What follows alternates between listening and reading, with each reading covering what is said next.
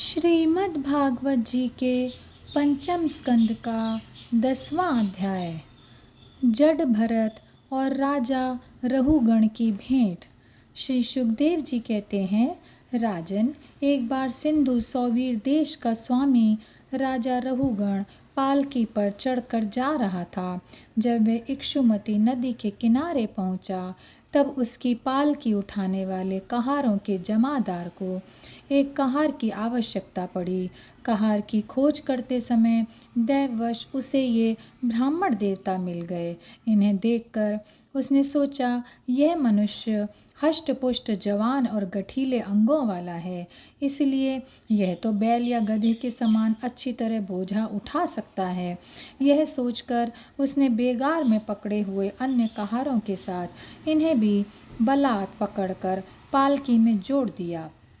महात्मा भरत जी यद्यपि किसी प्रकार इस कार्य के योग्य नहीं थे, तो भी वे बिना कुछ बोले चुपचाप पालकी को उठाकर ले चले।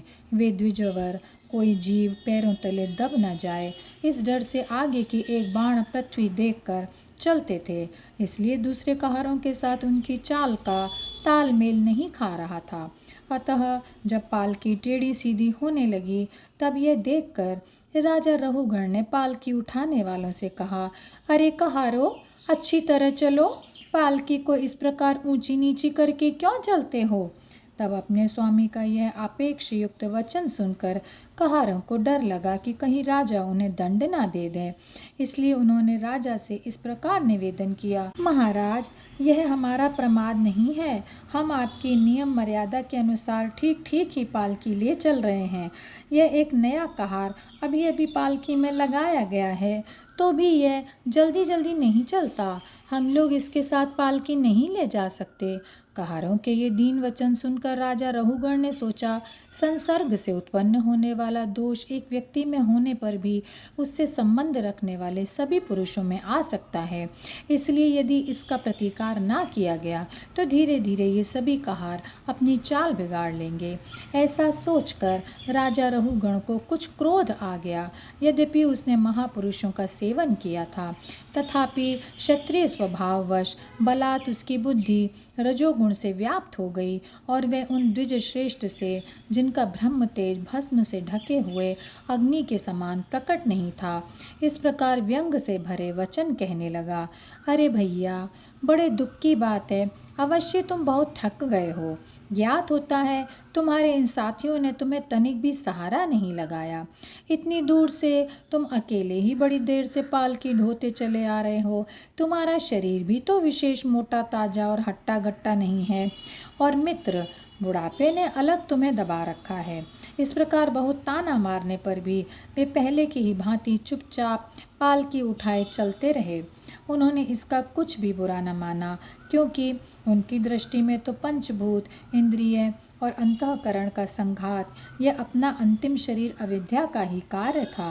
वह विविध अंगों से युक्त दिखाई देने पर भी वस्तुतः था ही नहीं, इसीलिए उसमें उनका मैं मेरेपन का मिथ्या अध्यास सर्वथा निवृत्त हो गया था और वे ब्रह्म रूप हो गए थे। किंतु पालकी अब भी सीधी चाल से नहीं चल रही है। यह देखकर राजा रहुगण क्रोध से आग बबूला हो गया और कहने लगा, अरे यह क्या तू जीता ही मर गया है। तू मेरा निरादर करके मेरी आज्ञा का उल्लंघन कर रहा है। मालूम होता है तू सर्वथा प्रमादी है। अरे जैसे दंडपाणी यमराज जन समुदाय को उसके अपराधों के लिए दंड देते हैं, उसी प्रकार मैं भी अभी तेरा इलाज किए देता हूँ, तब तेरे होश ठिकाने आ जाएंगे। रहुगण को राजा होने का अभिमान था, इसलिए वह इसी प्रकार बहुत सी अनाप शनाप बातें बोल गया। वह अपने को बड़ा पंडित समझता था, अतः रजतम युक्त अभिमान के वशीभूत होकर उसने भगवान के अनन्य प्रीति पात्र भक्तवर भरत जी का तिरस्कार कर डाला। योगेश्वरों की विचित्र करनी का तो उसे कुछ पता था ही नहीं। उसकी ऐसी कच्ची बुद्धि देखकर वे संपूर्ण प्राणियों के सुहद एवं आत्मा ब्रह्मभूत ब्राह्मण देवता मुस्कुराए और बिना किसी प्रकार का अभिमान किए इस प्रकार कहने लगे। जड भरत ने कहा, राजन, तुमने जो कुछ कहा वह यथार्थ है, उसमें कोई उलाहना नहीं है। यदि भार नाम की कोई वस्तु है तो ढोने वाले के लिए है, यदि कोई मार्ग है तो वे चलने वालों के लिए है। मोटापन भी उसी का है। यह सब शरीर के लिए कहा जाता है, आत्मा के लिए नहीं। ज्ञानी जन ऐसी बात नहीं करते। स्थूलता, कृशता, आदि, व्याधि, भूख, प्यास, भय, कलह, इच्छा, बुढ़ापा, निद्रा, प्रेम, क्रोध, अभिमान और शोक, ये सब धर्म देहाभिमान को लेकर उत्पन्न होने वाले जीव में रहते हैं। मुझ में इनका लेश भी नहीं है। राजन, तुमने जो जीने मरने की बात कही, सो जितने भी विकारी पदार्थ हैं उन सभी में नियमित रूप से ये दोनों बातें देखी जाती हैं, क्योंकि वे सभी आदि अंत वाले हैं। यशस्वी नरेश, जहाँ स्वामी सेवक भाव स्थिर हो वहीं आज्ञा पालन आदि का नियम भी लागू हो सकता है। तुम राजा हो और मैं प्रजा हूँ। इस प्रकार की भेद बुद्धि के लिए मुझे व्यवहार के सिवा और कहीं तनिक भी अवकाश नहीं दिखाई देता। परमार्थ दृष्टि से देखा जाए तो किसे स्वामी कहें और किसे सेवक। फिर भी राजन, तुम्हें यदि स्वामित्व का अभिमान है तो कहो, मैं तुम्हारी क्या सेवा करूं? वीरवर, मैं मत्त, उन्मत्त और जड़ के समान अपनी ही स्थिति में रहता हूँ। मेरा इलाज करके तुम्हें क्या हाथ लगेगा? यदि मैं वास्तव में जड़ और प्रमादी ही हूँ तो भी मुझे शिक्षा देना पिसे हुए पीसने के समान व्यर्थ ही होगा।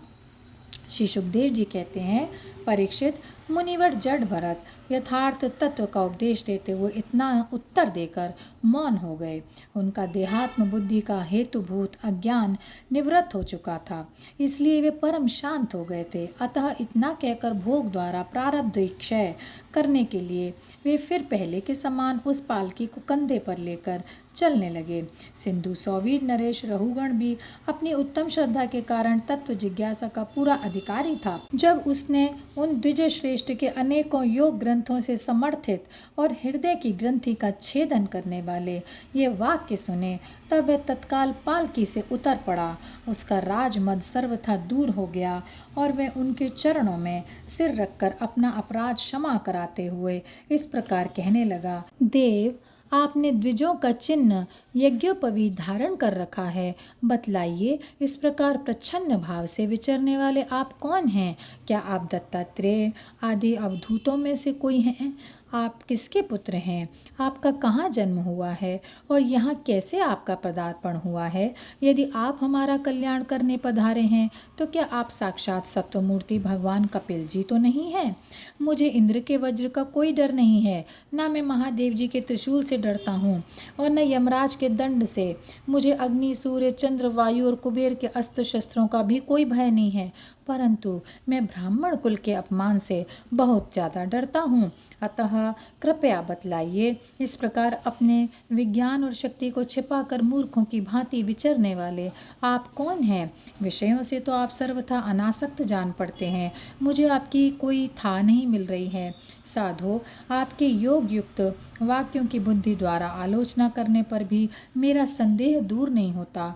मैं आत्मज्ञानी मुनियों के परम गुरु और साक्षात श्री हरि की ज्ञान शक्ति के अवतार योगेश्वर भगवान कपिल से यह पूछने के लिए जा रहा था कि इस लोक में एकमात्र शरण लेने योग्य कौन है? क्या आप वे कपिल मुनि ही हैं जो लोगों की दशा देखने के लिए इस प्रकार अपना रूप छिपाकर विचर रहे हैं?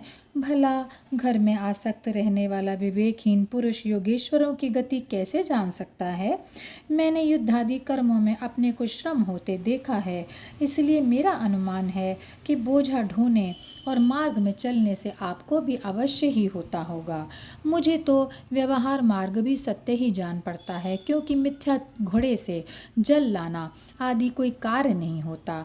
देहादि के धर्मों का आत्मा पर कोई प्रभाव ही नहीं होता, ऐसी बात भी नहीं है। चूल्हे पर रखी हुई बटलोई जब अग्नि से तपने लगती है तब उसका जल भी खौलने लगता है और फिर उस जल से चावल का भीतरी भाग भी पक जाता है। इसी प्रकार अपनी उपाधि के धर्मों का अनुवर्तन करने के कारण देह, इंद्रिय, प्राण और मन की सन्निधि से आत्मा को भी उनके धर्म श्रमादि का अनुभव होता ही है। आपने जो दंडादि की व्यर्थता बताई, सो राजा तो प्रजा का शासन और पालन करने के लिए नियुक्त किया हुआ उसका उसका दासी है, उसका उन्मत्त आदि को दंड देना पिसे हुए को पीसने के समान व्यर्थ नहीं हो सकता, क्योंकि अपने धर्म का आचरण करना भगवान की सेवा ही है। उसे करने वाला व्यक्ति अपनी संपूर्ण पाप राशि को नष्ट कर देता है। दीन बंधो, राजत्व के अभिमान से उन्मत्त होकर मैंने आप जैसे परम साधु की अवज्ञा की है। अब आप ऐसी कृपा दृष्टि कीजिए जिससे इस साधु अवज्ञा रूप अपराध से मैं मुक्त हो जाऊं। आप देहाभिमान शून्य और विश्व बंधु श्री हरि के अनन्य भक्त हैं, इसलिए सब में समान दृष्टि होने से इस मान अपमान के कारण आप में कोई विकार नहीं हो सकता। तथापि एक महापुरुष का अपमान करने के कारण मेरे जैसा पुरुष साक्षात त्रिशूल पाणी महादेव जी के समान प्रभावशाली होने पर भी अपने अपराध से अवश्य थोड़े ही काल में नष्ट हो जाएगा। और यहीं पर यह अध्याय समाप्त होता है। जय श्री कृष्णा, जय श्री कृष्णा, जय श्री कृष्णा। गोविंद बोलो हरि।